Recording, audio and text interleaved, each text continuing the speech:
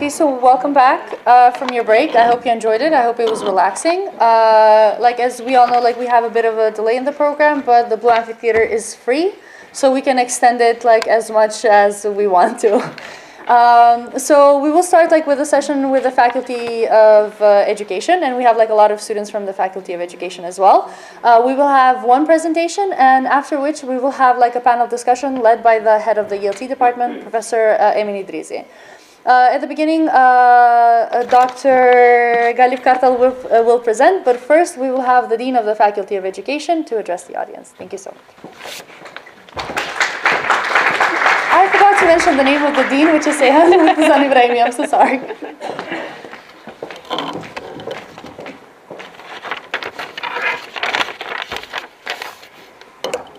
Okay.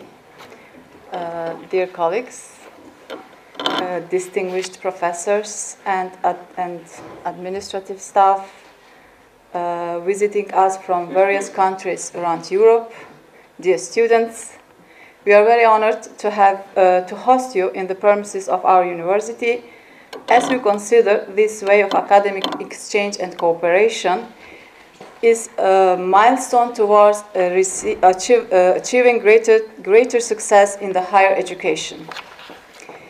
If I may say a few words specifically about our faculty, I would point out that Faculty of Education is comprised of 3 departments: English language teaching, Turkish language teaching, and psychological counseling and guidance, where we have bachelor, master, and PhD studies. All 3 departments are actively involved in the Erasmus Plus exchange program. We have cordially embraced the Erasmus philosophy as a way forward towards enhancing the contemporary teaching means. We know that Desiderius Erasmus earned his living as a teacher for only a few years, but the education remained a lifelong interest and a central theme in his works.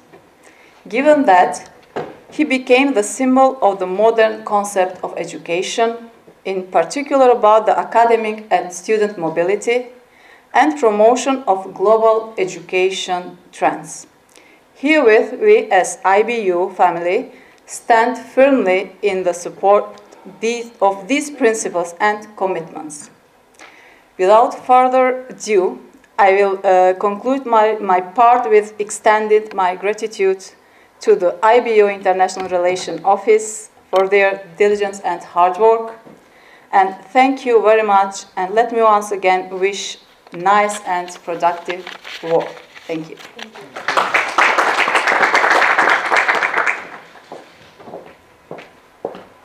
Thank you to the Dean, Dr. Seyhan Murtazan Ibrahimi. And now we invite Dr. Galip Kartal from the Necmettin Erbakan University to present his topic on gamification in English language teaching, or as he has simplified the topic, Gamify English. A round of applause, people, come on. Thank you very much. Hi, everyone, your Dean and all colleagues and dear teachers of future, ELT teachers. As you know, engineers are passionate about their jobs. They don't want to leave this stage. But as a teacher trainer, we always suggest this. And teachers should be ready for unexpected situations all the time. So normally I prepared a very long presentation, but I will try to keep it short because we will continue with a panel discussion, which is a similar topic. Let me introduce myself. I am a teacher trainer, language teacher trainer at Necmettin Erbakan University. And I try to keep it short by saying gamify English, because if you do not gamify English, you cannot teach it to young learners, because they are already communicating in another language. They have their first languages, right? Mother tongue. They can play games. They can communicate with their friends. When they get older, they gossip with that. They enjoy with that. But why we are teaching another language, a second language, or a foreign language to them? And this is why I preferred that word. Okay, so by saying gamify English, I was affected by this quote from Rumi. I'm sure that most of you know it. our great philosopher in Konya. I was clever yesterday and I wanted to change the world. Now I'm wise, I'd like to change myself. So as an English language teacher or as an English language teacher trainer, when we change ourselves, our students will change as well. And also, actually, during the panel discussion, I want to talk about something else. Because in my country, when someone asks or speaks in English, we become nervous all of a sudden. And we say that I cannot speak, I'm nervous, I'm shy, I'm an introvert. If I make a mistake, they are going to laugh. And that's why we feel peer pressure. But I see in Europe or in Balkan countries, in most of them, it doesn't matter you speak very well or fluently. As long as we understand each other, it's okay. Because language is for communication, and if you can communicate, it's okay. But of course, the message for ELT students is that your pronunciation should be better than the others because you will be role models. If you make some pronunciation mistakes in your classes all the time, then your students will learn it incorrectly. Okay, so every time as a teacher, we should begin with an ice-breaking activity. Sometimes I do not use the ice-breaking one because when you break the ice, it creates a sound, right? And it is not something good, positive. That's why I use ice-melting activities. Because if we do not feel warm in the classroom, we cannot communicate in another language. Because here, I'm an associate professor of ELT, but in my mind, I am considering this. If I make a pronunciation mistake or mistake with regard to grammar, then they will remember this. This is because of my culture, because in my country, when we make mistakes, we laugh each other and we feel that peer pressure in our classes. That's why all the time I'm trying to change my students, their views. I say that what happens in the classroom stays in the classroom, just like Las Vegas. So make mistakes. Even we make mistakes in our first language, right? Sometimes because of tiredness, sometimes because of some other physical or emotional or psychological factors. We have false starts, we have incomplete sentences. That's why we make mistakes, no problem with that. And when we play a game, students do not care about making mistakes. That's why I changed myself. And I thought that if you want to make use of energizers or icebreakers or warm-up activities in the classes, then you can just manage it, no problem. Actually, I was planning to conduct it in a regular classroom environment. Since we have limited time, I'll not do it, but it is something like this. Everyone was going to say only one word, and we were going to create a meaningful story. Someone was going to say, yesterday, normally he was expecting something else. The other will say, yesterday, all my troubles seemed so far away, maybe. Or the other one will say, I had a headache. So we don't have time for that, but it really works. But now, with this part of the, let's say, our meeting room, I want you to count from 1 to 10. We have only one rule. You cannot say the same number at the same time. And let's begin. From 1 to 10. All of us? This part, yeah, the middle part of the hall, yeah. So 3 to 1, and we just say a number. From 1 to 10, okay. We will follow the order, yeah. But the rule is that only one person should say one number. Okay. 1. 7. From 1 to 10, 2 or 3. Yeah, you were about to finish. Good. Yeah. Oh, sorry, like 2. 3, 4, 5. Yeah, we have 2 5s. Again, please. Go again, please. 2 2s, 2 4s. Because of time limitation, again, I will not continue, but in my classes, I insist on that. Sometimes I spend 30 minutes, especially when you just meet for the first time with my students. So, with this activity, the message is that we need to create a group harmony, right? We need to follow each other. That's why a language class should be U-shaped. I wish you saw each other, and with an eyebrow or with some gestures and with some mimics, you would say that. Follow the order, 1, 2, 3, 4, 5. But you do not see each other right now. You cannot just do that. So eye contact, having a group harmony, and doing something together. All these are very important in our language classes because we are not just studying harbors. It was just like Pearl Harbor, but it is Harry Potter for us, literature. We are enjoying together. We are learning together. Okay, breaking the ice is very important. At this point, go back like to the previous presentation. Slide, yes. To the previous slide, you could only have this because of harbors. You could only have this image. Yeah, maybe my sixth sense. Yeah, we know the program. I wanted to find something. Okay, I'm kidding. Yeah, thank you very much for the link. I didn't think about that. Okay.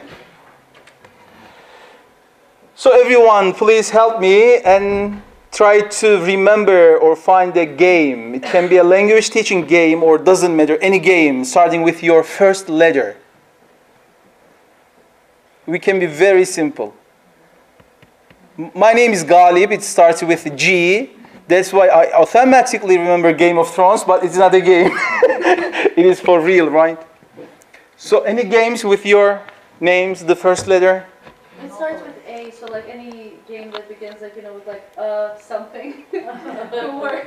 Okay. Because of English sounds, letters, right? Shuwa doesn't matter, yeah.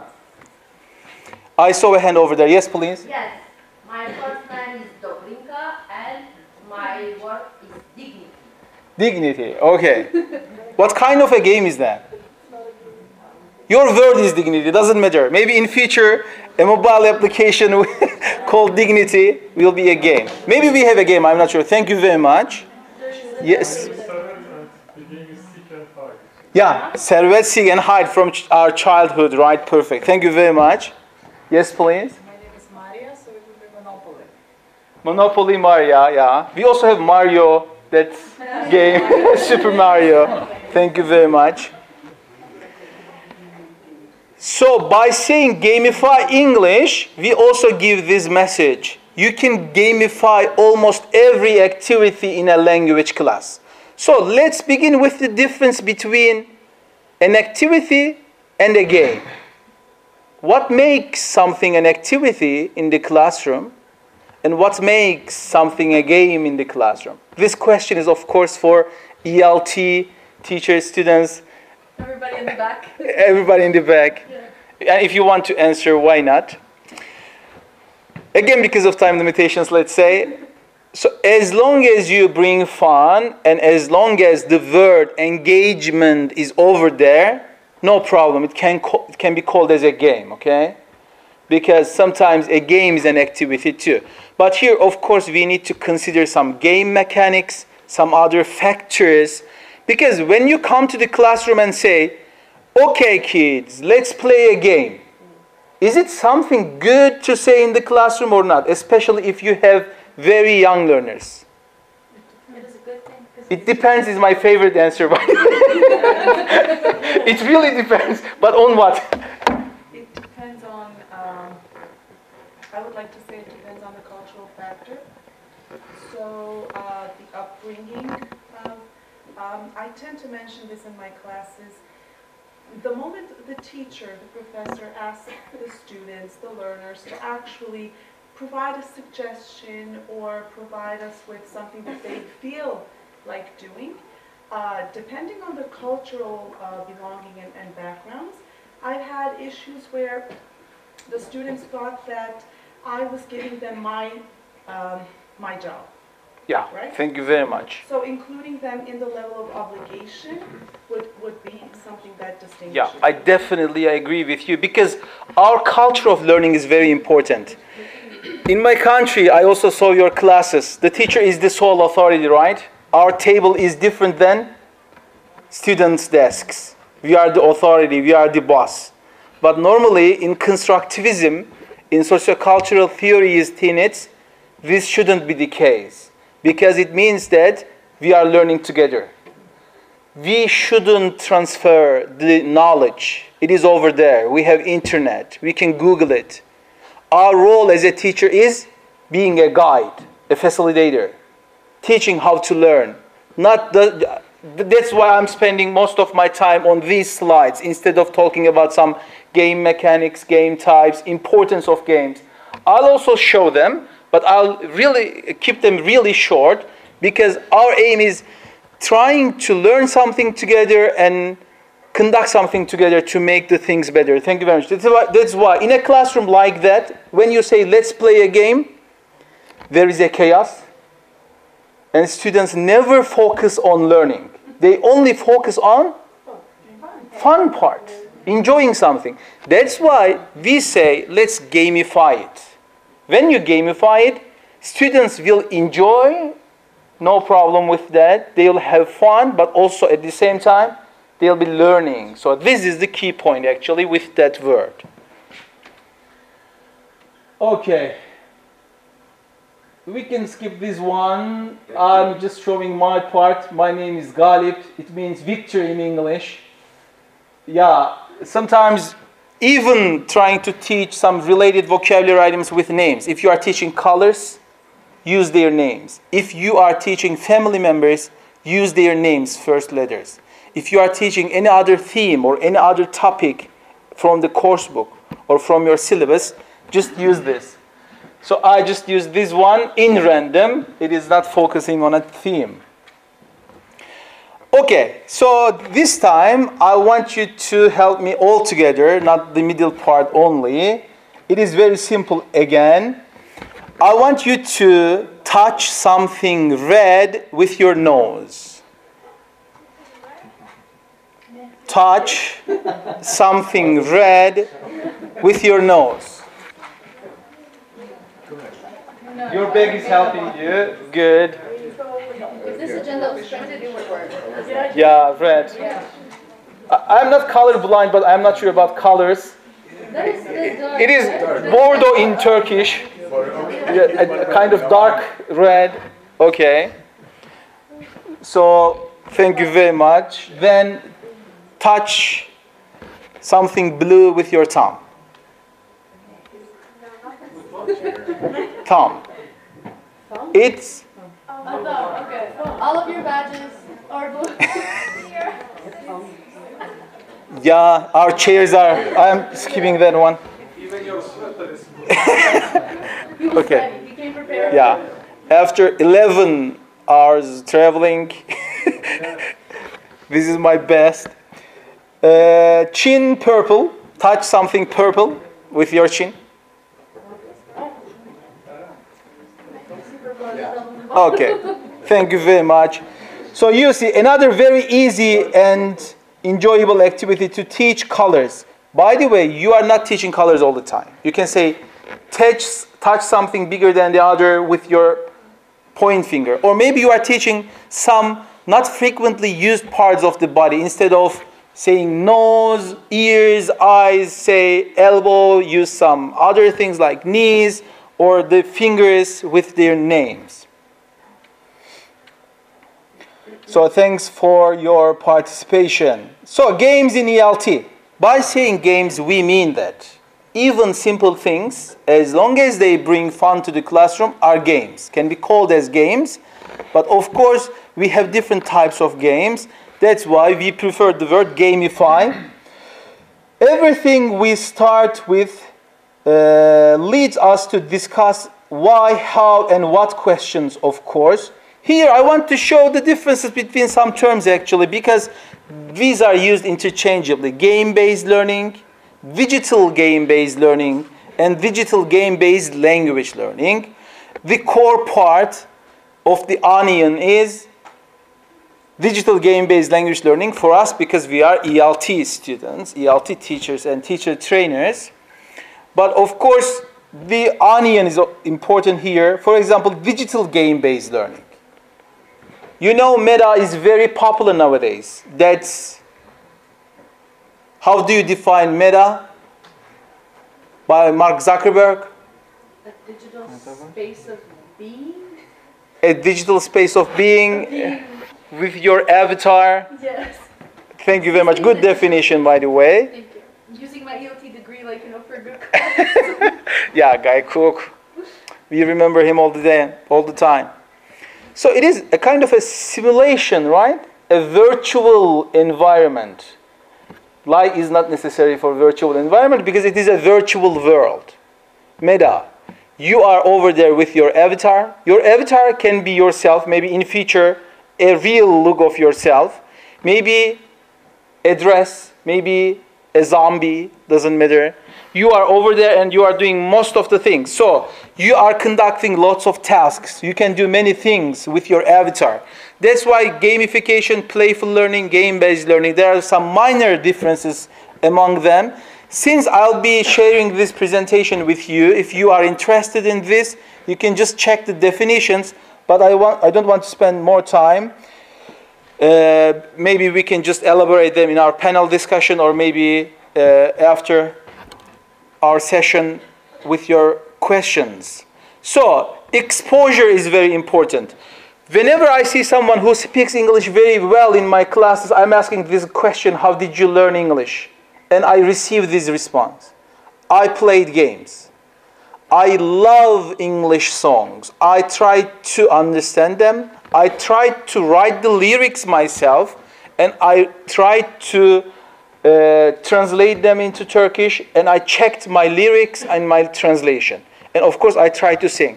And games. Since students were trying to enjoy the language learning was not a goal over there. It was a tool. Because language is a tool. This university follows English as a medium of instruction, right? But it is a tool. You are learning mathematics. You are learning geography. You will be an engineer. It doesn't matter you are doing that with your first language or second language. But when you do it with your second language or foreign language, you are killing two birds with one stone. But of course, there are some other things in that area. Sometimes it is criticized because they say that you cannot be a perfect understander of that topic if you are not proficient enough in the target language. But I want to say that exposure is very important. And effective barriers. By effective here, we mean anxiety, shyness, motivation. How can you motivate a young learner to learn English? You cannot say that you will be a very good engineer, you will attend conferences, and everyone will be watching you carefully. The child does not care about this, right? You can just do it by playing games with them. And interaction part is also very important. And these games, especially digital ones, and the ones I'll be showing, allow interaction in the classrooms. So, why part is also important? Because we see that in the literature, we see that they are effective tools for learning, and you can just show how to learn in a different way, and they feel flexible in the classroom. And we have some learning mechanics and game mechanics. By learning mechanics, we are playing a game together, but our aim is learning a language. So you need to follow all these things. You need to be guiding. Participation is important. Ownership, responsibility, incentive, and competition. This competition part is not very well with young learners. We need to be careful with that. With game mechanics, I talked about fun, challenge, levels, and allowing to go one level beyond. So in general, in language classes, we can talk about, not in language classes, we will see that in the next slide. We have video games, board, card games, and what about the last one? Sorry? Do-it-yourself games, yeah. These are very well in the language classes. So we have these types, sorting, ordering, arranging. So you can just use your classroom as the playground and you can just play this game. Information gap, guessing, searching, matching, labeling, exchanging, board games. Most of the card games are board games actually, and role-playing games. That role-playing game part is important because when you just assign some roles to your students, you can do it as a simulation in the classroom. Someone can be the receptionist and the other can be the traveler, the customer, or whatever it is, right? And you can have that role play. And in Meta or in Second Life, in a virtual world, they can do that with their avatars. So I will skip these parts quickly because these are the examples. We have some missing info here. We are guessing. We are searching for something. We are matching the items. We are labeling them and exchanging games. Here, students are interacting a lot because we talked about the interaction, the role of interaction. For example, this one, you know, in English, for example, we have lots of games with letters, right? We like playing with letters. There are some silent letters. For example, when I say should, which letter is not pronounced?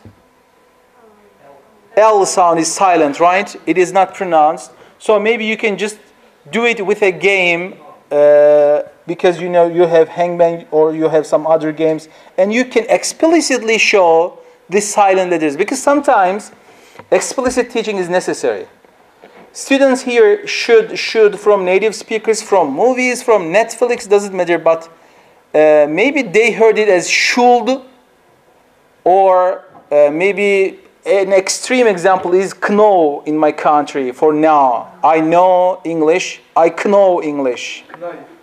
Knife, yeah. That K at the very beginning of the words is very problematic. So with these... people actually make the mistake with psychology.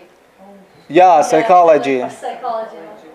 And we also hear archive, and some determined things. There are many others, actually.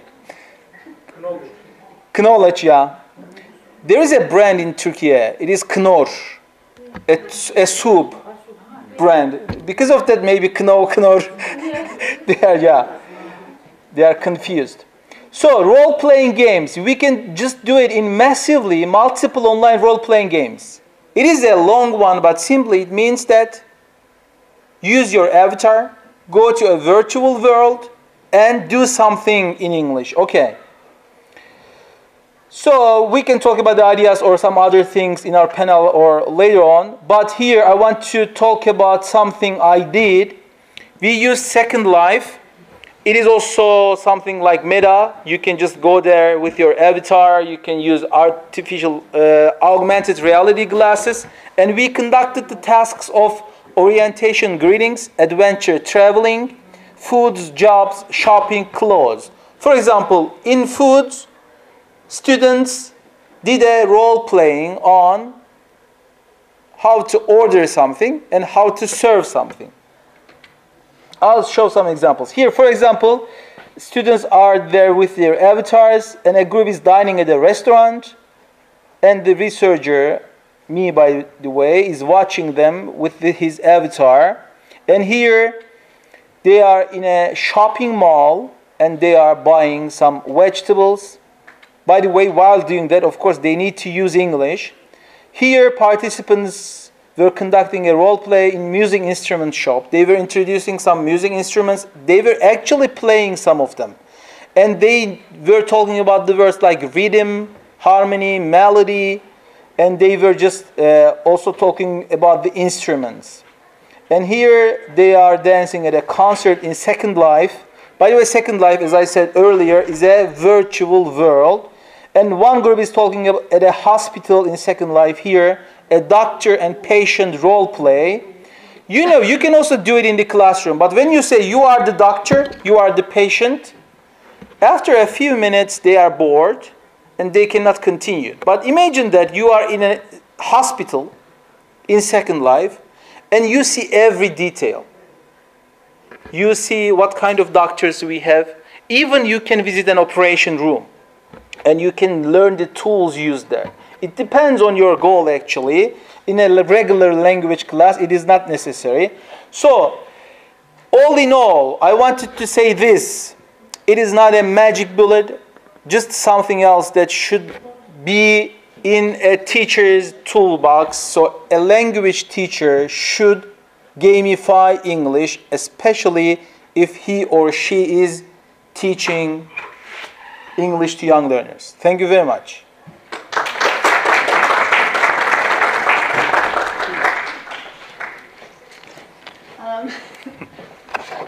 Teacher also likes the stage. Yes. Yeah. Teachers especially.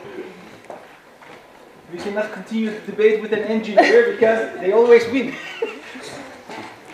So thank you so much to Dr. Kartal for this presentation. I hope the ALT students who are here and those that are possibly like watching through the live stream like learn something useful.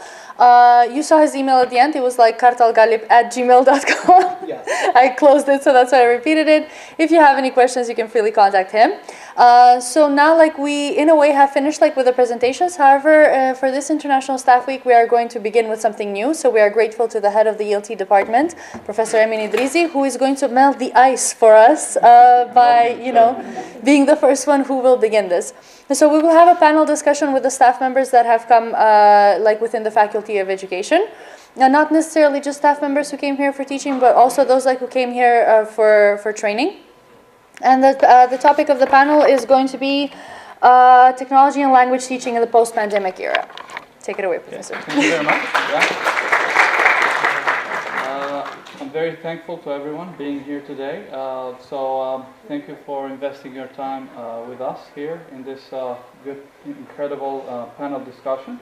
So as Arnora mentioned, our topic for today is technology and language teaching in post-pandemic era.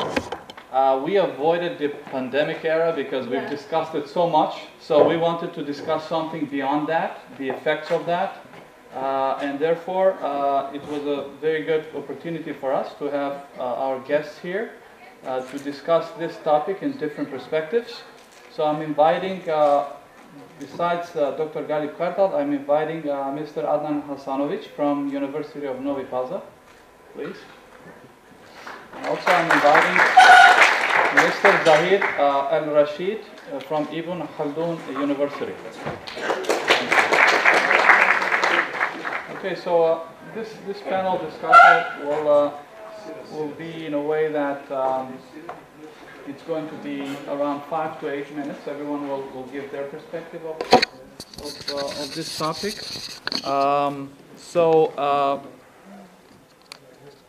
Considering that two major developments emerged when it comes to technology and language teaching lately. One of them was the forced migration to online education. So teachers were required to use education technologies like never before. They went through challenges, but definitely they used technology much more than they used to. That's the first development.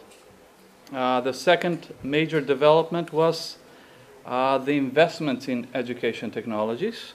So the investment soared during the pandemic, and according to some figures that I have here, from 7 billion in 2019 soared to 16 billion in 2020 to 20 billion in 2021. So that's a huge development for educational technologies, and that's going to have an effect on education for sure, methodology, and the way we teach in the future. So we would like to hear your perspective on this topic. I can start with Dr. Kartal, maybe. Yeah. Okay. I'm here too, and then we move to. Actually, these numbers and all these words related to pandemic, epidemic, COVID-19 are negative connotations, right? True. But we are talking about post-pandemic because we cannot deny the role of that thing. It was maybe 2 years, but it just accelerated many things. We are using the word migration. At this point, I can focus on the language teacher identity in online teaching, because here you are taking your education on becoming a face-to-face English language teacher. You need to understand the psychology of your students. You need to create a secure environment in the classroom. You need to have eye contact, as I mentioned earlier. You need to just approach your students equally. And psychological barriers are very important. If a student is feeling peer pressure or shy or some other things, she cannot speak, because language is a way of communication. That's why when you become a teacher of online teaching, how your teacher identity will be shaped. By the way, by teacher identity, what do I mean? What kind of words or things can you say about your identity? By identity, I mean our beliefs as teachers, our expectations, our goals, our cognition. By cognition, we mean that we have a knowledge here, right? How to teach English, how to teach listening, how to teach speaking. You learned all these and you will just be graduates of this program at the end of 4 years, but you need to transfer this knowledge into online teaching, because most of the time in online teaching you are not making use of body language, gestures, right? Maybe in your language classes you are creating a secure environment. By security, I do not mean only physical security, I also mean psychological security, right? No one will make fun of the others. Physical conditions will be okay. But in online teaching, how can you just observe that your students are doing well? And how can we be sure about that? So when you become a teacher of a young learner, you need to know his or her attention span, right? A child cannot sit on a desk, a chair, for more than 10 minutes, 15 minutes. That's why you should always remember your knowledge from the university, that do not forget involving them physically. You are teaching online, it's okay, but you should be remembering that they are kinesthetic learners. They need to do something physically. Okay, that's why our total physical response and some other methodologies gained importance. When you say jump, they enjoy it. They learn the word jump. When you say let's do pickle all together in the classroom, they enjoy it very much. So in online teaching, you shouldn't forget that. Okay, maybe controlling will be a little bit more difficult than regular face-to-face classes. But when you forget this side of teaching for language, you cannot be successful, because they cannot concentrate more than 10 minutes. So I saw a post on social media. It was saying, another window on my computer screen. You can understand it from two perspectives. One thing is that maybe you are teaching with Zoom and it is one window, and maybe in another window, you know, they are using the operating system Windows, since Mac iOS is expensive most of the time. In another window, they are doing something else. Maybe they are communicating with their friends or the things they like. They are playing games. They are on social media. Another thing is that your student is not another window in that Zoom screen, okay? He or she has an identity, feelings, emotions. If he or she is a young learner, then you need to teach accordingly. That's why your teacher identity, maybe in your teacher identity you have this idea. For me, language teaching can be successful when we make use of repetition and imitation. Lots of repetition drills or lots of chorus repetition. If you have something like this in your identity, of course, it will be more difficult for you to transfer it to online teaching, because language cannot be taught in this way. We need to make use of group discussions, peer learning, group learning, learning from others, because these are also the tenets of the sociocultural theory, right? You heard the terms zone of proximal development, scaffolding. Scaffolding means simply helping. So we get help from our parents, our friends. It doesn't matter he or she is doing better than us. So imagine that you are teaching mathematics and you have a child who is 5 years old, and you teach how to multiply 3 and 3. 3 times 3 equals 9. But you cannot teach root numbers to that student, right? Because it's beyond that student's cognitive development. So as a teacher, you need to be careful that while teaching online, Okay, you cannot control everything, but you shouldn't forget the basic methodologies of language teaching. So what are they? Your students are emotional beings, and they cannot focus on the course for a long time. Physical involvement is very important. Addressing their feelings, emotions is very important. And please do not forget all of this. It doesn't matter the phase was accelerated because of COVID-19 or not. We were going and we were following those steps, right? It just accelerated that. It was going to come maybe in 10 years' time. It become 5 years or 3 years now. So we shouldn't forget about our teacher identity.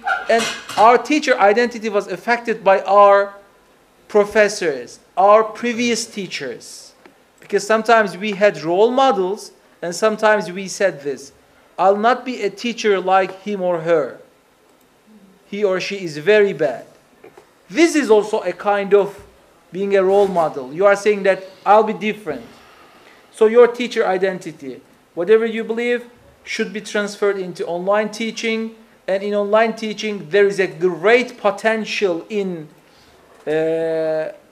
technology and this metaverse and Second Life, augmented reality things. All those virtual environments have great potential, and as a teacher, we shouldn't forget this potential as well. Thank you very much. Thank you very much. Thank you. I just want to inform you that we'll have a question and answer session in the end. So we'll leave that in the end, please. Yeah. Now I pass it on to our second speaker. So it's Mr. Adnan Hasanovic. Please. Thank you. Please allow me to introduce myself. Professor Galip had the opportunity to introduce himself. My name is Adnan Hasanovic. I come from the International University of Novi Pazar, or University of Novi Pazar, but I have completed my graduate studies here. I was brought up here in Skopje and Blaže Konevski University many years ago. Quite frankly, I completed my studies, graduate studies as a translator, so I don't quite have the experience in teaching, especially in primary and in secondary school. Maybe a couple of years, but not that much. Afterwards, I moved after some professional engagement in translation. I moved teaching translation and literature. Maybe because I like that fields of the English language, but also nobody else wanted to do it. But this is very interesting topic, and I would like, of course, to address all of you, to share actually with you some of my observations concerning the technology and education and passing that knowledge. I would just like to agree with Professor Galip about role-playing, role models. Teachers, especially with the younger generation, younger learners, are sort of mother and father and performer and poet. They have to draw that attention to the students, the pupils' attention. It is pretty much the same with the more mature students with university population. Maybe not maybe the setting is not the same, but the intention is quite the same. I also agree that you have to have some sort of ice melting techniques. Sometimes that I usually do is to make some obvious mistake and to actually to see the attention that you have from the students, and in a way to melt the students, the pupils, to show them that even the teachers, the professors, having more or less experience, can make some sort of mistakes, and it's not obviously wrong to do it. When Professor mentioned the topic of his presentation was gamification, pardon me, just the things that we use in our classes, because I'm a teaching assistant in English language and literature and translation mostly. The things that we use are for translation and literature as well, some sort of handouts. And these practical part of these subjects, we usually don't have any power presentations or not those kinds of technologies. We have a poem or excerpt from some fiction part of something that is on the curricula, and we try to discuss it. The principle that we use is mostly the close reading principle, well-known close reading principle. When you have the poem or that part of fiction, and then you discuss, try to explain all the not only the vocabulary, but there are some other contextual meanings to those particular works of literature, and that's what we are trying to do. The thing that we start in those exercises, I don't quite remember, maybe it was Plato, and I'll try to paraphrase it. The human, the pupils' brains are not to be poured with knowledge. They are more a spark that is that needs to be ignited. So a little bit of more paraphrase from myself, but that is what we do. The principle that, for example, and sort of critical thinking at the simplest, the most basic form, to try to teach them, actually not to teach them, but to motivate them to set questions, for example, WH questions, and to try to find answers for those questions. What, who, right? And by answering those questions, they're pretty much able to form a sort of image about the literary work. The same complies with the translation. When we have all kinds of text in front of us, then we try to find the language register, the provenance of the text, whether it comes from economical field or law field, or it is some newspaper journal, and that's in the source language, and that's then the students actually read together, try to transfer all those information that we have into our target language. Sometimes it's our Bosnian, sometimes English, vice versa. It doesn't matter. But by setting these questions, this sort of basic critical thinking and answering thing, we can complete the whole picture. Technology is quite important. There was one study, I'm not quite sure about the exact data now, but as information it might be of interest. At the beginning of the 1990s, the human attention was, the span of the human attention was quite larger. Now, after the 1990s, there was actually the research conducted, and it showed that the human being can keep its attention even lower than the fish. So fish keeps it, I don't know, for 2 or 3 seconds, and the human being is even less. That's why TikTok is very popular. Yes, I was going to say yes, the same. yes. It's because of TikTok. Yeah. All this technology from the 90s onwards, it somehow sucks the attention from us as consumers. And there was also one information I come across a couple of years ago, that some of the universities in the United States, I'm not quite sure which one of it was, but some of the ones in the Ivy League actually tried to reduce or to ban PowerPoint presentations. Because it is the feeling when you, for example, if you don't have some textbook or something that you need, you go to the copy store, you copy it, keep it in your bag, and then you don't open it. But that is that sort of a false feeling that you, now that you have the textbook within yourself, you're going to use it. Something similar. Technology is very important. I can say that we regard even language teaching or translation in a way as a sort of crafts. As every craftsman, you have to have your tools. The hammer in the hand of a woodworker is not the same as the hammer in my hands, right? So we, as someone working with the languages, with teaching, translation, for example, have to use these modern tools. For example, when we read close reading of a poem, now it's quite easier because we can just type the epigram, for example, of a poem, dedication of the poem, into in Google, and it gives you the provenance, the meaning, and everything that you need. Before that, before this advancement of internet and technology, you would have to refer to your private study room, to your books, to references to find who the author is. So the time consumption is quite lower, and it gives you more time for some other improvements. For example, I wanted to mention it earlier when Professor Galip mentioned gamification.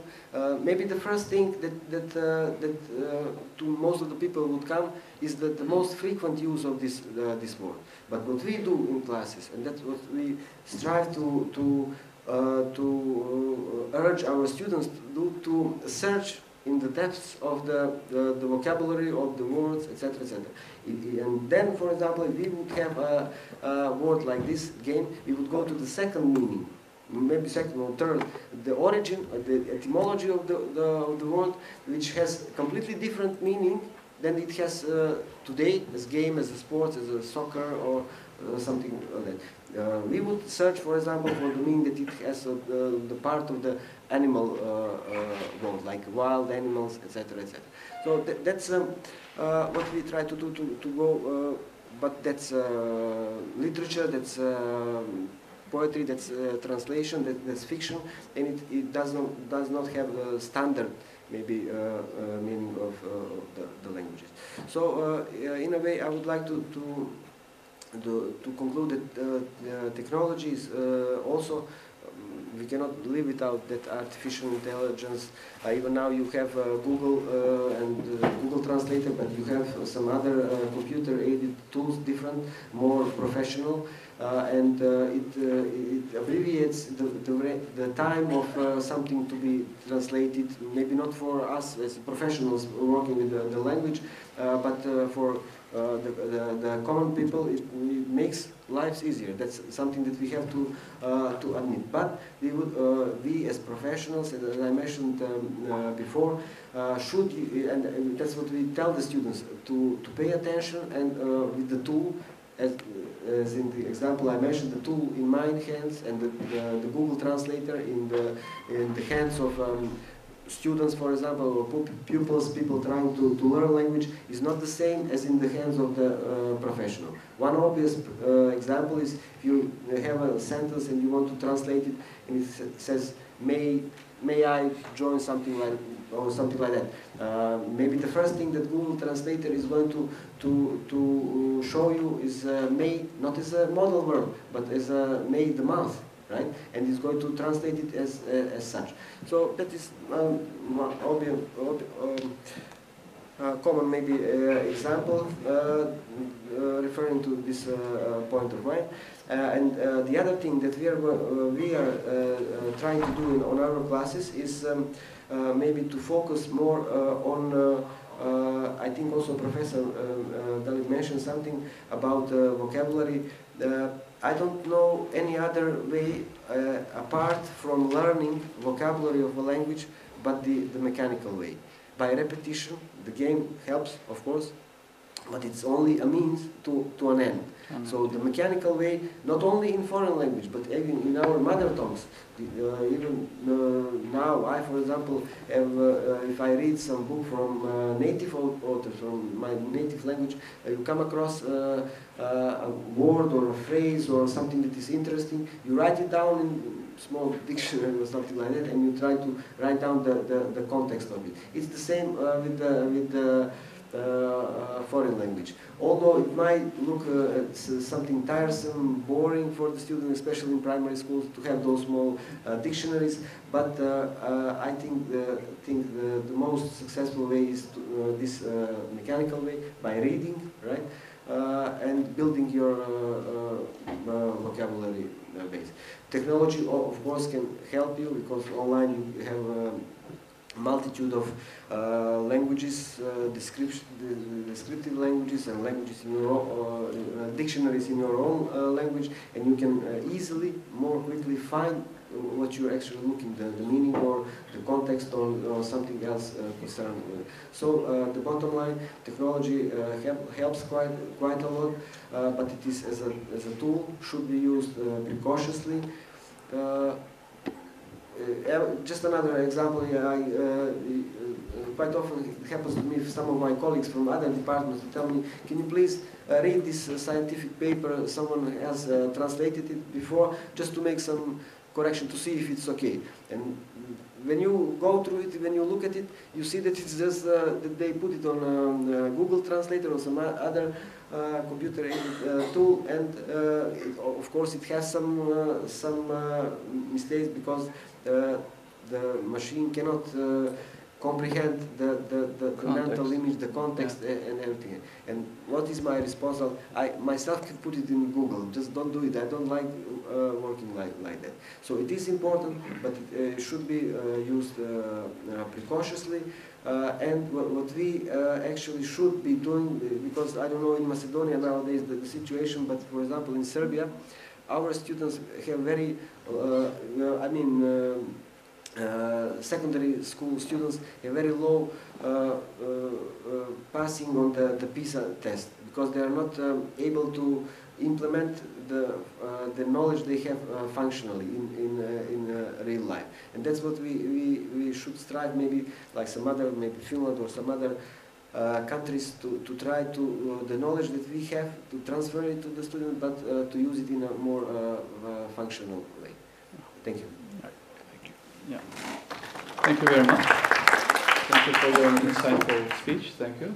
Now we move on with Mr. Zahir Al-Rashid from Ibn Khaldun University. The floor is yours. Right, thank you very much. Okay, I'll try to keep it as short as possible. You have 7 minutes, as per the brief. Okay. Right. First of all, I'd like to say that in every cloud, there is a silver lining, right? So with the pandemic, right, we had like terrible time. And then, of course, like we have to learn from that, okay, and then we have to move on to a new era. So in our history, right, we always like have disasters, and these are like turning points for humanity into like having something new and then developing, of course.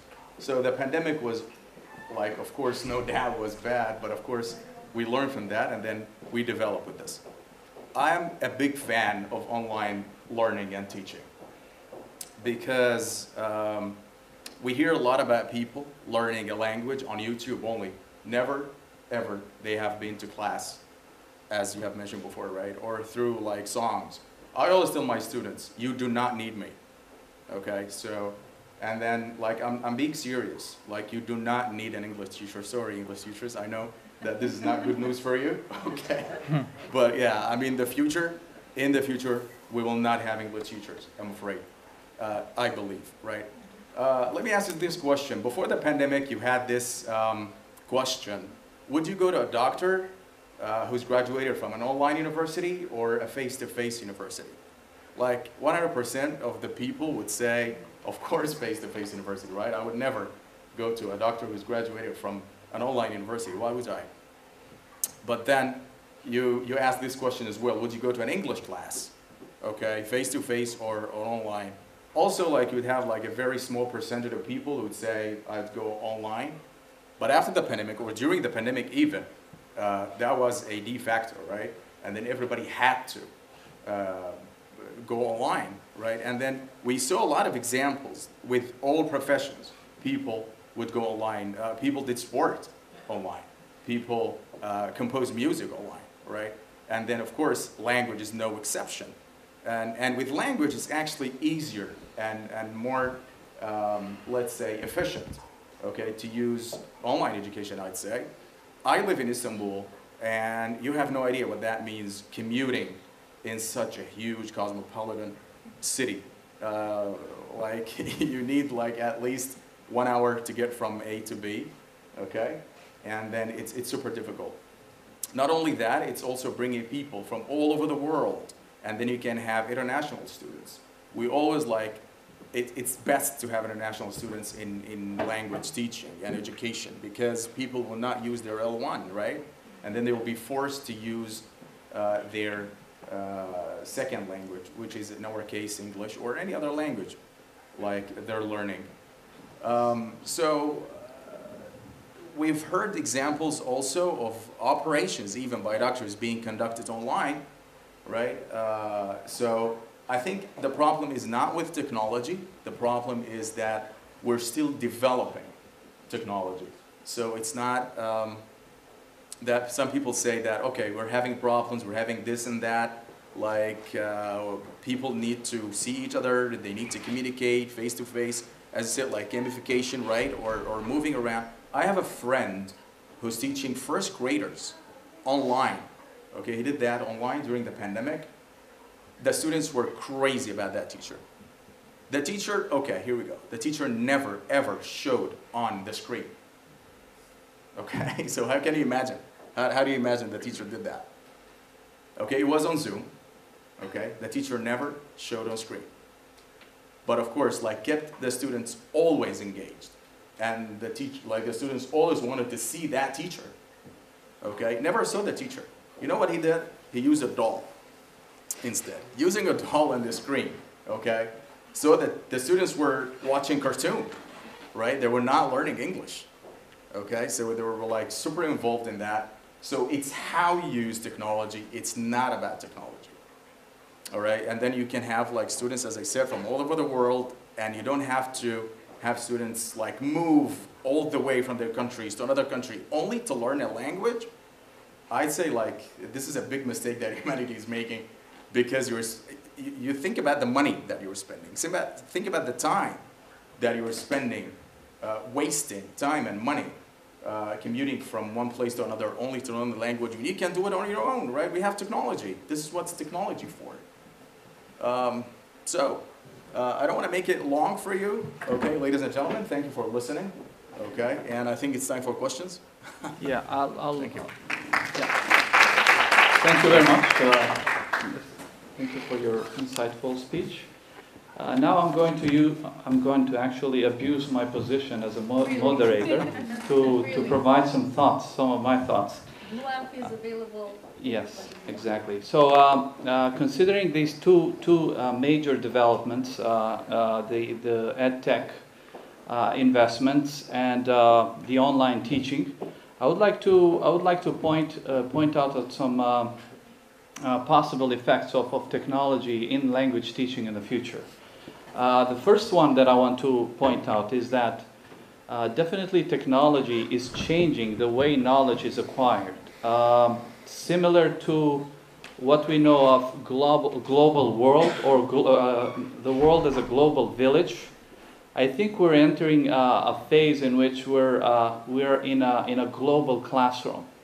That means everyone has access to knowledge, and it's limitless in terms of what you want to learn and where you want to learn. So I think that is going to pave the way for more autonomous learning in the future, as well as more lifelong learning, something that we all strive as professors and teachers to acquire and to succeed. Another effect that I think is happening is that that difference between English as a foreign language and English as a second language is diminishing. That's because of the exposure students have today with English using technology, the technological tools that are available. In our times, back in 90s and 80s, we had to stay until 3 o'clock in the morning in order to watch an American movie that we liked. Nowadays, students are exposed to language every day, everywhere, by using their gadgets and so on. So in that respect, I think we're entering an era in which there is not much difference between ESL and EFL. Another point that I want to make is that teachers in the online mode, they had to use technology more than ever before, whether they liked it or no. And definitely they got used to using technology more than what they had thought. And this is, I'm telling this based on my research that I did lately. For example, many teachers said that they were more familiar with technology and they would be willing to use more technology in the future, which means this is one of the effects of online teaching. It made teachers more open to technological tools in the future. Also, I think we're entering an era of blended learning. Let's be honest, not many people want to go 100% online. That's, I think it's a fact, everyone agrees. But definitely we're entering an era in which blended learning may be very, very likely. That's because with all these technological tools and with teachers having had 100% online teaching, blended learning could be a very possible, very likely mode in the future. These are some of the thoughts that I wanted to share with you. But I would like also to add some implications for teaching based on these effects. One of them is that I think the educational institutions should use this momentum to introduce new tools, new equipment, and new trainings for teachers to make the integration of technology much, much easier than it used to be. Another one is teachers shall be trained in how to instill autonomous learning and lifelong learning enthusiasm and skills in their students. Considering all the possibilities students have in an online context, teachers should engage in having students do tasks and online activities. Also, teaching shall move beyond the classroom. Now it's time for teachers to move beyond the classroom. So, of course, in a mode of a blended learning. Of course, we should make sure that teachers are trained on how to keep students engaged in learning beyond the classroom. This is something that we've suffered for many years. As we know, a few hours of teaching per week in English is not enough, and we should take advantage of that. Last but not least, maybe, we should make sure that all the teachers get the training in educational technology. As one of the speakers mentioned earlier, technology still remains a tool. Methodology still remains a methodology. And we have to make sure that teachers take advantage of this tool and adopt their methodology accordingly. And this is all I had to say about this topic. Thank you for your attention. Now we leave the floor for questions and answers. Thank you. Please, Yvonne. Okay. Thank you. I would like to thank all the presenters for the insights and for sharing their experiences with us. I would, however, pose some questions to the pre-final speaker. I didn't get your name. I'm sorry. Mr. Zahir Al-Rashid. Me or pre-final before you, sir? Adnan. Yes. Professor. Yes. Yeah. Yes. Okay. So this is my question. First of all, you come from? Novi Pazar. Novi Pazar. No, I think ask me about, to yeah. Me. Mr. Zahir, yes. Mr. Zahir Al-Rashid. Zahir. Yes. I'm from Syria. You're from Syria. Okay. But he's been living in But I live in for Turkey. 9 years. Right, I've been in Turkey, so you can Like, Syrian I Turkish, know, you can but say. This is, this is very, very interesting. Now, the whole way through, Mr. Zahir was explaining to us the role and the effect of technology, and was, in a way, banning the traditional classroom instructional teaching and saying that, you know, no need of English teachers. Sorry about the that. funny thing is, the funny thing is, and this is something that I will have to accept for a fact, I've mentioned this in a group while I was having lectures. I was mentioning this as a fact of the millennials and the global widespread of English. I said, you know, unfortunately, there may come a time when you guys are not going to need us anymore. And we had a meeting, and we were discussing the same issues with our colleagues. However, there's always a however point.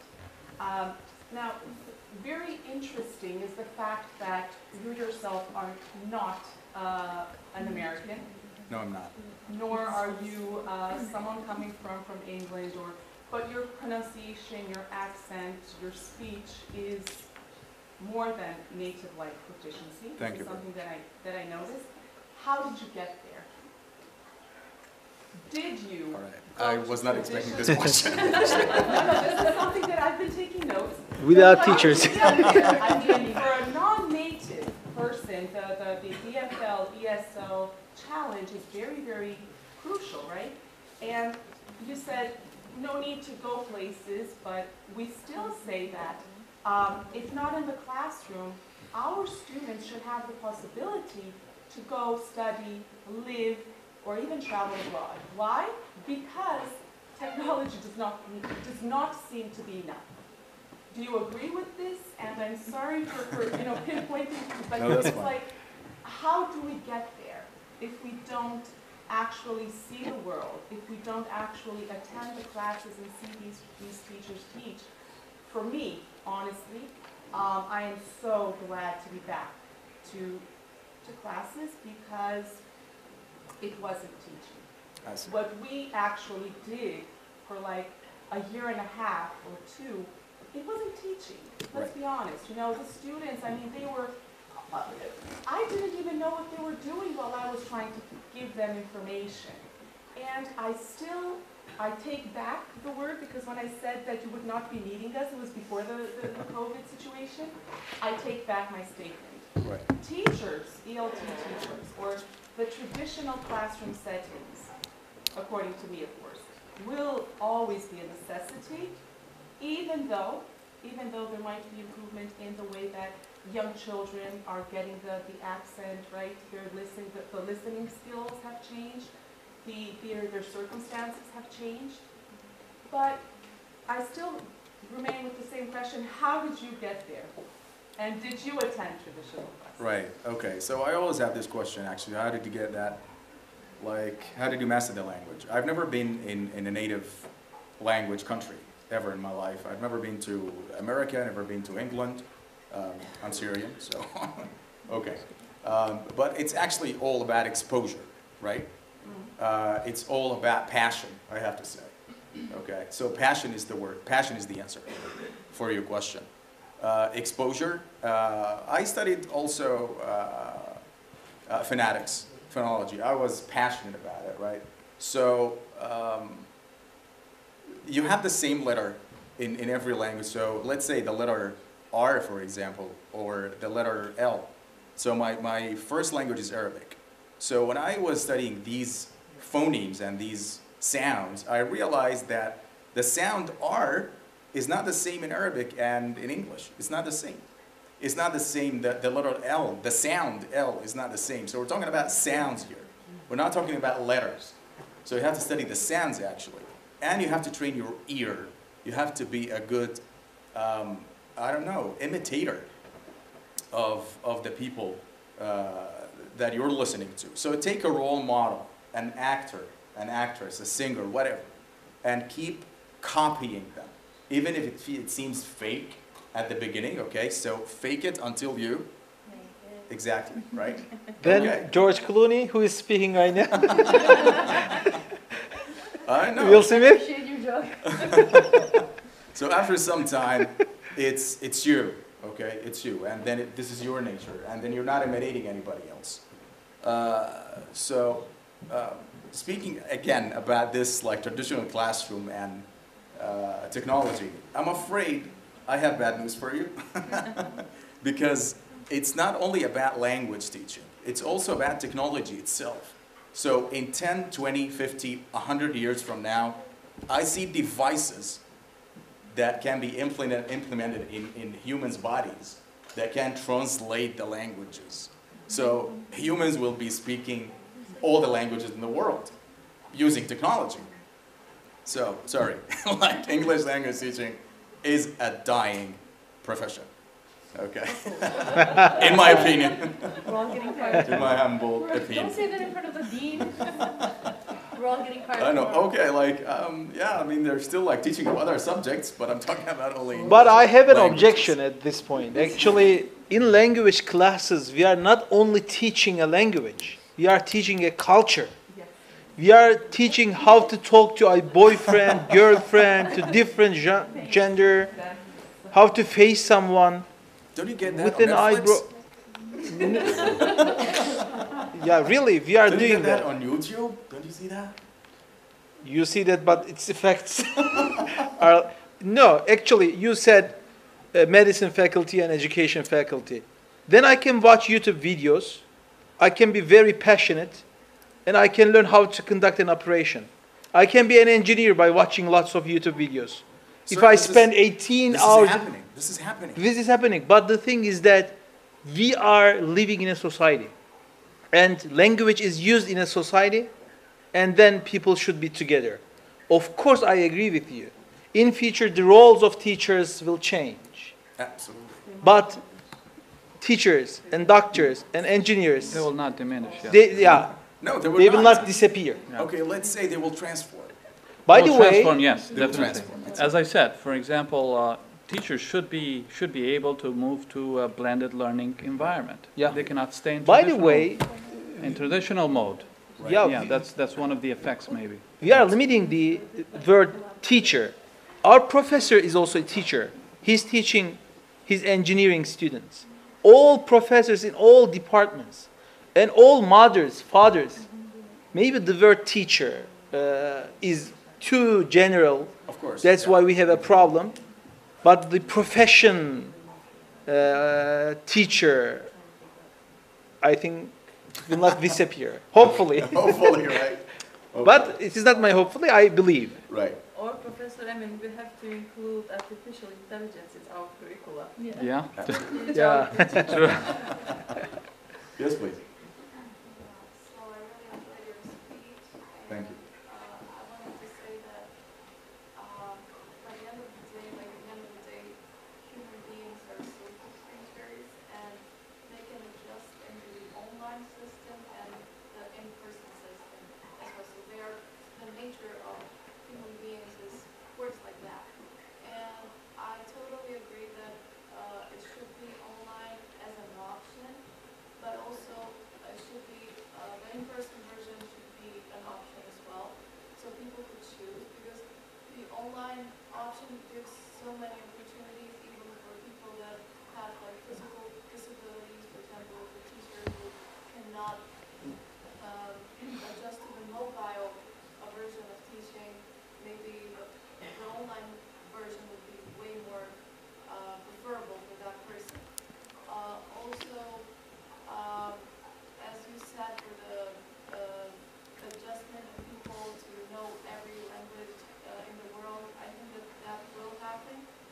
But as I said, if humans will have lack on the social capacity of interaction with one another, and having in mind that we should adjust to make a balance and equilibrium between the in-person version and the online version, so we should not go from one extreme to the other, so having something in the middle. And I totally agree that the online version is the best adjustment that could be in the in-person version. Thank you. This is what our professor has been like pointing out to. It's the, I'm sorry?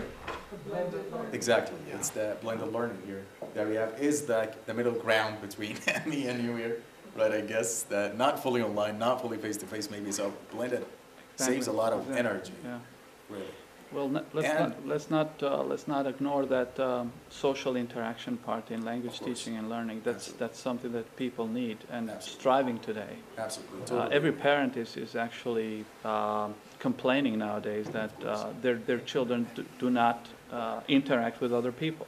Yeah. So it's not a simple language teaching. It's more than that, and that makes physical presence and physical interaction very important, I think. Totally. And it cannot be abandoned so easily. I don't think so. You can bring in any technology nowadays that we have. It's not going to replace that part. The social interaction. Absolutely, that's a very good point yeah, there. Yeah. Of course. But So anyway, human we're entering an era in which we don't know what's going to happen, and that's going to depend on the intelligence of people. Let's not forget that. Technology is advancing, but are we advancing in the aspect of intelligence? Yeah, Do you understand? very good question. Technology may go further, but we may go backwards, And that this is could happening change the as well, I'm situation. afraid. True. This is happening, sir. So it's an unknown future that we'll have to wait and see what happens, right? Thank you very much for the answer. Do you have any other question? Please, yes. Second to my colleagues as well, statement that teachers will be needed, and this during our lifetime. Okay, that's good. Sorry, ladies. Sorry about that. I take it back. This is coming from someone who was just asked to give private lessons to a Turkish student who attended online classes in English last year, but obviously he didn't manage to learn. Regarding globalization and the fact that children nowadays are really fluent in English from a very early age, I believe that another factor is the country where you come from. So small countries like Macedonia are countries that do not invest a lot in culture and the language itself, and we don't have any programs in Macedonian or Albanian or Turkish for the local citizens. So our children are in a way forced to watch Cartoon Network and Boomerang and Nickelodeon and YouTube videos, and they're all in English. However, our experience with the Turkish students coming to our university says that many of them come here with almost zero knowledge of English. Probably because everything is done in Turkey, and even though they have the technology, they don't use it to their own advantage in terms of learning English. So when they come here, they really have a problem with the language. It comes as a surprise to us coming from a small country. However, I think that in big countries, let's say this summer I was on holiday in Greece, and my 6-year-old daughter was talking fluently in English to children from other small countries, let's say relatively small. And then there was a girl from Russia who was 10, but she could barely speak English.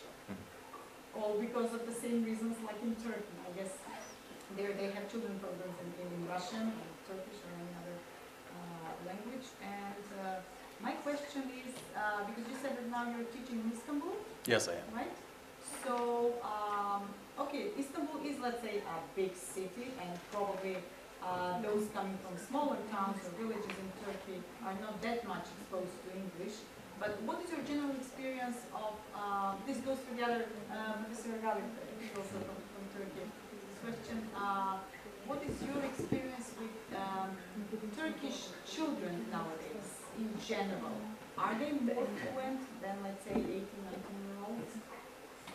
Yes, sir. Okay. Actually, I really enjoyed almost every part in your speech, because I talked to a professor from Netherlands in Amsterdam, and he said, we learn English very well because we didn't have dubbing. We had to enjoy and we had to learn English when we were children. But in Turkey, the dubbing industry is doing very well. We invest a lot. Dubbing is better than the original. For example, I remember a scene, I just compared them from Ice Age 3 or 4, I don't remember. Those two little things were flying, and one said, look, a tree. A tree, and there was a word playing issue with 3 and tree, and they dubbed it by saying a Turkish popular song, Uçacaksın, you will fly, you will fly. And it was a perfect match. Audience enjoyed it a lot, that scene. So that's why one of the reasons is, of course, this one. But the thing is that in our education system, the prestigious jobs do not require English. If you want to be a doctor, you don't need English. If you want to be an engineer, you understand the importance of English when you become a professor or when you just want to enter a university. Or go abroad. Yeah. That's why I just find a link between needs and language proficiency. If you do not need that, you don't learn that. So in our education system, they take a national test.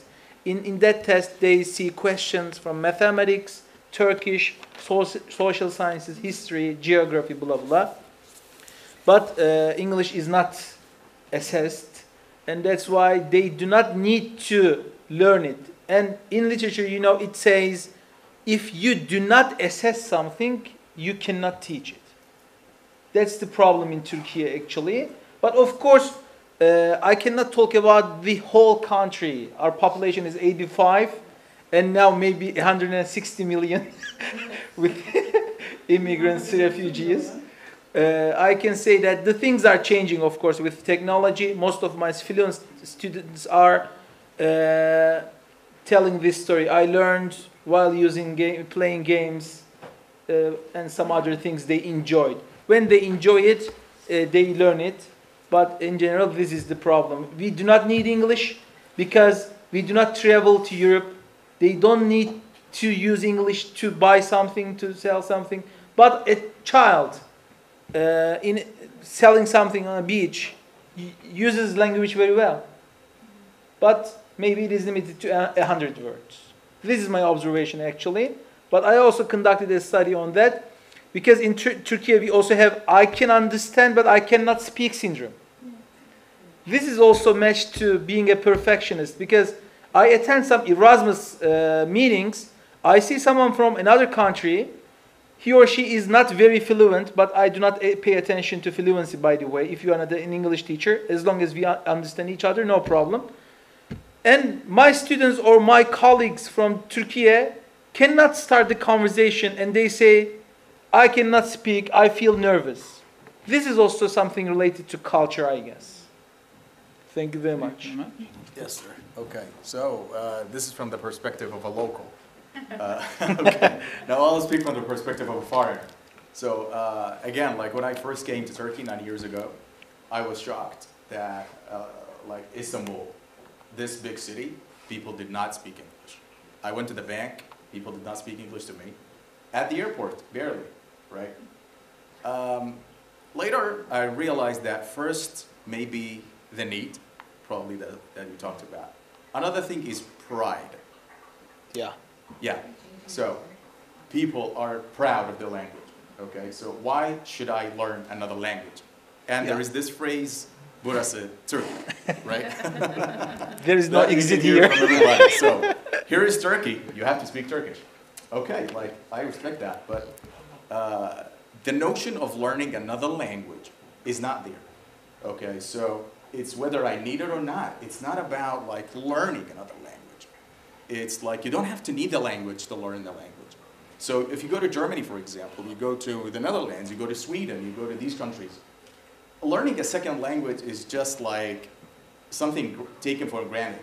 Everybody speaks a second language, no matter what the language is. But because English is the international language, so everybody learns English. And you can see a lot of people learning a third, fourth languages, right? And again, how do they learn these languages? YouTube. Sorry to going back to that topic again. So there is this barrier in Turkey. It's, but now I think it's changing. So young people now are like seeing that they need to learn another language.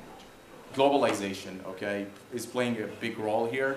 Okay, technology is playing a big role. Okay, Netflix, YouTube, whatever. So people like see that you need to learn another language, no matter what the language is. So that's, I think that's the barrier, I guess, that we're having. Yeah. Yes, sir. I would like to briefly comment on the professor's comment about learning language. I think the situation is a little bit similar throughout Europe. French, for example, are notorious for True. not. I was in Paris, and Yes. the same thing happened to Yes. me. If you speak English to them, they wouldn't respond to you. Yes, but I had the same German similar, society too? Yes, Sorry? German, I had a Germans. similar experience. Germans hesitate. less. Hesitate, yeah. But On a specifically more in France. common level, I Yeah. experienced the same. Apart from the immigrants and other workers, they spoke quite a good English Yes. in German. Right. And on the more basic level, like bank, things like that, at least in my experience, of course, I've not been that, but I was surprised, especially with Germany, with the German not either knowing or not. It's being right, willing it's to right. Even yes, if they know, they wouldn't Sure. respond in English. And Like, in because, Italy also. And probably in Italy Yeah. as well, right? You're in my country, you have Thank to you speak very my much. language. In the case of French people, Uh, they claim that English is French. That's Yes. why it's a red line for them. That's Okay. true. Yes, Yeah. yes. So they know it's important. They know everything. But Yeah. when it comes to English, they know that there are a lot of French words in English, and they considered English as a French language with another dialect. Right. So that's the problem. Very good comments on pride. I totally agree. This is something that you can find in Americans too, because they feel the power, they feel the economic power, the military power. They say, hey, why not other people learn our language, right? So it's. Exactly. I think we're dealing with the same Yeah, I once issue. asked an American friend, and he said, "Do you speak any other languages?" And he said, "Why should I? Yeah, true. Why should I? True, Everybody's true, speaking my yes. language." Okay. Yeah, Arnona? Professor, I wanted to make the connection between, the use of technology and the excitement over it, and, like the replacement of teachers by technology. And the reality that a lot of people, live in a way that does not make it possible for them, and it does not empower them to support, their children in that way. We're all aware of, the community that we live in, and, a lot of parents, might have access, to tablets, just specifically for their children, or technology, or to teach them, to code, at a young age, and, we have, parents that could, provide, or, guardians that could provide that, for their children. But we also are aware of where we live, and, we have, a lot of, family members that have not maybe used, technology on their own, that are not aware that everybody's trying to move toward using and integrating technology. And they are unable to support, to give them that, in a way, exposure on the one hand, and also support. They're not able to provide that support at home. So a kid might learn we're gonna use tablets, or we're gonna play Kahoot, but how is he gonna know what Kahoot is? For example, if he doesn't have a phone, or how is how are his parents or her parents supposed to support them when they just don't understand what is happening? And in this way we are creating this you mentioned in your classes the difference between those that have technology and those that don't have it. But also, I'm not just talking about the lack of the phones or the technology, but the lack of support from the parents who don't, or the community who have not been exposed, and this is all new to them, and maybe they don't agree with it, and maybe they don't understand it, that they're not able to bring their kids up in that way.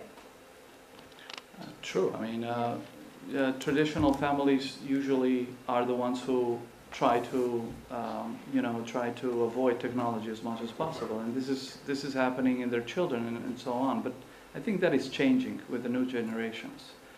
But let's not forget that many families also didn't have the economic capacity to support their children with enough technology. So that's another issue maybe. Yeah. Yes, but that is changing definitely. Everyone has access to technology nowadays, and it's a must in education. We have to agree with that, and we have to take advantage of it as much as possible. But I will disagree with the statement that everyone has technology, because I mentioned it in a previous class as well. Yeah. I had the case with a neighbor, he had four children, 4 sons, and he didn't have any laptops, and he didn't have any computers. And during the pandemic, a friend of mine took an old laptop of mine and repurposed it so they could use it. But then the kids had to take turns, who's going to use the laptop to attend classes. And so in one day 2 children were missing classes, and in the other 2 others were missing classes. And so this is something to me very real now. It might be a very small problem, But I feel like we are forgetting about like this very niche group of people who are going to be even more marginalized in our excitement about like all of these new cool features of technology. True. I don't have my education technology students in this classroom, but I still, when I teach about how to use technology and what some considerations are, I always point out that you have to make, as a teacher, you have to make sure that everyone is competent in technology before you apply any technological tools, either in the classroom or outside the classroom. We still have marginalized, we still have people who don't know technology, although that is improving, but we still have to have considerations before we teach with technology. And that's a very good point you're making. And this should be mentioned in every teacher training, because people think that everyone has access to technology, which is not the case. So yes, we'll have to have considerations. If that is the case, then teachers should know ways to incorporate technology for them as well. Maybe, I don't know, get some other students to help them out with their technology or something like that. But definitely it's a good point. Although technology is everywhere today, that does not translate into everyone has technology. So we'll have to make sure that our students have access before we implement technology, or whether they have enough competence to do whatever the teacher wants to do to do. So that's a very good point, Admara. Yeah. I hope I answered your question. Yes, you did. Yes. Okay. So we're still addressing the issue in the teacher training context, especially in my course, Education Technologies. I still address that as an issue. Yeah. Thank you very much. Yeah, thank you too. Any other question? Okay, I'll have to stop because it's going too long. I would really we really appreciate our panelists today. Thank you all for coming all the way from Turkey and Novi Pazar, right? In the name of Faculty of Education, in the name of department, the ELT department, we would like to thank you for your presence, for your discussion. Very valuable insights you shared with us. Thank you. Thank you, and the best of luck in the future. Thank you, sir. Thank you. Thank you, everyone. You need to stop there for a group photo, first of all. Sure, of course. So I wanted to thank everyone for participating, and I don't have like any more contributions except join us tomorrow at 10:15 to continue with the panel on the Faculty of Economics and Administrative Sciences. And after that, like we have, I forgot which one, but like you can scan the agenda on the QR code provided. Thank you so much again, and we'll see you tomorrow. Thank you, everyone. Hamdi, where are you with the camera? ELT students. Take a picture with the team and again. Please take